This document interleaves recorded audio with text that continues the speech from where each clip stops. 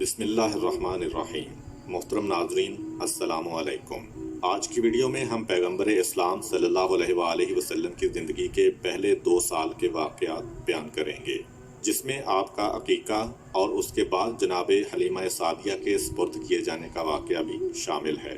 ایک یہودی عالم جو مکے میں آیا ہوا تھا، جب اسے پتہ چلا کہ حضرت عبد المطلب کے ہاں پوتے کی پیدائش ہوئی ہے تو وہ حضرت عبد المطلب کے پاس آیا اور بے چین ہو کر ان سے کہا کہ ایک مرتبہ میں اس بچے کی زیارت کرنا چاہتا ہوں۔ جناب عبد المطلب اس عالم کی بے چینی کو دیکھتے ہوئے پیغمبر اسلام کو ایک گہوارے میں لے کے آتے ہیں۔ یہودی عالم کی نگاہ اس بچے پر پڑی اور بے اختیار چیخ ماری کہ یہی وہ بچہ ہے جو اللہ کا آخری رسول ہے اور اس کی وجہ سے بنی اسرائیل سے نبوت ختم ہو گئی۔ مکے والے جو پہلے ہی حضرت عبد المطلب سے جلے بیٹھے تھے، جب انہوں نے دیکھا کہ جو کاہن آ رہا ہے انہی کے گھر میں آ رہا ہے، جو راہب آ رہا ہے انہی کو بشارت دے کے جا رہا ہے، جو جادوگر آ رہا ہے وہ انہی کی تلاش میں آ رہا ہے، اور ہر آنے والا کوئی خوشخبری دے کے جاتا ہے، کوئی پیشین گوئی کر کے جا رہا ہے، لوگوں کا جناب عبد المطلب اور اس بچے سے حسد بڑھتا جا رہا ہے کہ یہ کیسا بچہ ہے۔ مکے کی سرزمین پر سینکڑوں بچے پیدا ہوئے، مگر اس طرح تو کسی کو اعزاز نہیں ملا۔ یہ ابتدا ہی سے پیدا ہونے والا حسد آگے جا کر مذہبی مخالفت میں بدلا۔ یہودی عالم بے اختیار پکار اٹھا کہ میں نے اس بچے کو پہچان لیا ہے، میں اسی کی تلاش میں مکے آیا تھا۔ جناب عبد المطلب جو دین ابراہیمی پر ہیں اور سارے رازوں سے واقف ہیں، انہوں نے جب یہ جملہ سنا تو فوراً پیغمبر اسلام کو واپس گھر میں لے گئے اور انہیں پوشیدہ کر دیا۔ 4 دن تک پیغمبر اسلام کو پوشیدہ رکھا گیا۔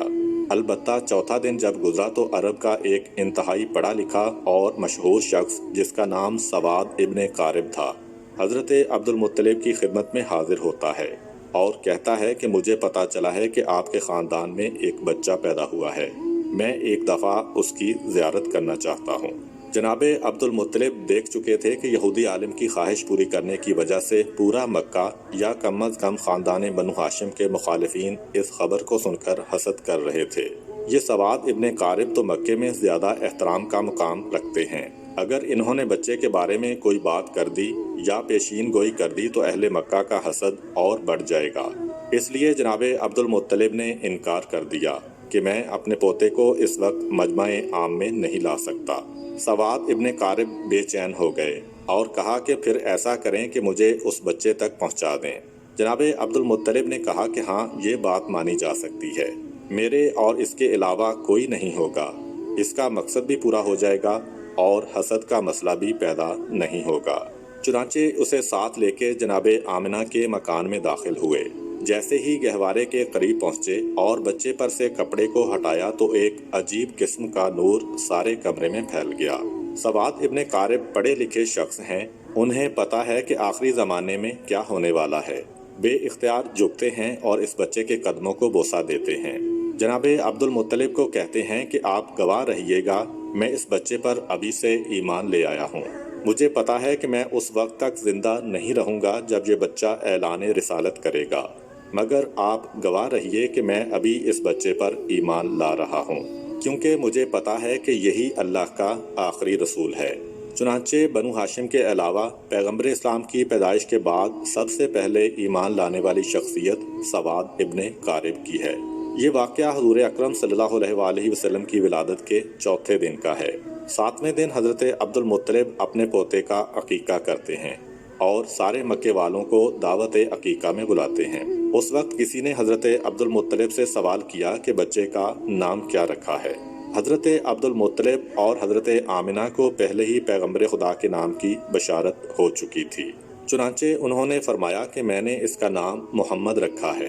عرب کی سرزمین پر یہ نام نیا تھا، آج تک کسی نے یہ نام نہیں رکھا تھا۔ اس کے لفظی معنی ہے وہ شخص جس کی تعریف کی جائے۔ مکہ والے حضرت عبد المطلب سے کہتے ہیں کہ یہ آپ نے کیسا نام رکھا ہے جو تاریخ میں پہلے کسی نے نہیں رکھا۔ حضرت عبد المطلب کہتے ہیں کہ میری تمنا یہی ہے کہ ساری دنیا اس بچے کی تعریف کرے، اس لیے میں نے اس کا یہ نام رکھا ہے۔ یہودی، کاہن، جادوگر اور شیطانی نمائندے حضور اکرم کی پیدائش کی رات پیش آنے والے واقعات دیکھ چکے تھے۔ اس لیے وہ اس پیدا ہونے والے بچے کے دشمن ہو گئے تھے اور سوچ رہے تھے کہ اگر یہ بچہ بڑا ہو گیا اور اس نے اعلان نبوت کر دیا تو ہمارے لیے تباہی ہی تباہی ہے۔ ان حالات کے پیش نظر رب کریم کی مصلحت یہ تھی کہ پیغمبر اسلام کچھ عرصہ کے لیے مکہ کی سرزمین سے غیبت میں چلے جائیں تاکہ ان کے دشمن ان کی تلاش میں یہاں تک آئیں تو یہاں سے ناکام ہو کر واپس چلے جائیں۔ پیغمبر اسلام بڑی تیزی سے نشو و نما پا رہے ہیں۔ روایت یہ ہے کہ پیغمبر اسلام 2 مہینے میں بیٹھنے لگے تھے، 9 مہینے میں آپ دوڑنے لگے تھے، 15 ماہ کی عمر میں آپ تیر اندازی کرنے لگے تھے اور 30 ماہ یعنی 2.5 سال کی عمر میں پیغمبر اسلام نوجوانوں سے کشتی لڑتے تھے اور انہیں شکست دیا کرتے تھے۔ اتنی تیزی سے ہونے والی نشو و نما ایک طرف تو اعجاز نبوت تھی اور دوسری طرف یہ مصلحت بھی پوشیدہ تھی کہ آنے والا تو تلاش کرے گا کہ پچھلے سال 12 ربیع الاول کو پیدا ہونے والا بچہ کہاں ہے۔ اس کے ذہن میں یہی ہوگا کہ 1 سال کا بچہ ہے، ابھی چلنے کے قابل ہوا ہوگا۔ چنانچہ اگر پیغمبر اسلام پر اس کی نگاہ پڑے تو شاید وہ نظر انداز کر جائے۔ اس کے ساتھ ساتھ ایسے واقعات بھی پیش آ رہے ہیں کہ نہ جناب آمنہ کو کوئی کام کرنا پڑتا ہے، نہ جناب حلیمہ کو کوئی کام کرنا پڑتا ہے اور نہ دادا حضرت عبد المطلب کو کوئی کام کرنا پڑ رہا ہے۔ جب جناب آمنہ کی نگرانی میں رسول رہے تو وہ حیران ہیں اور جب بی بی حلیمہ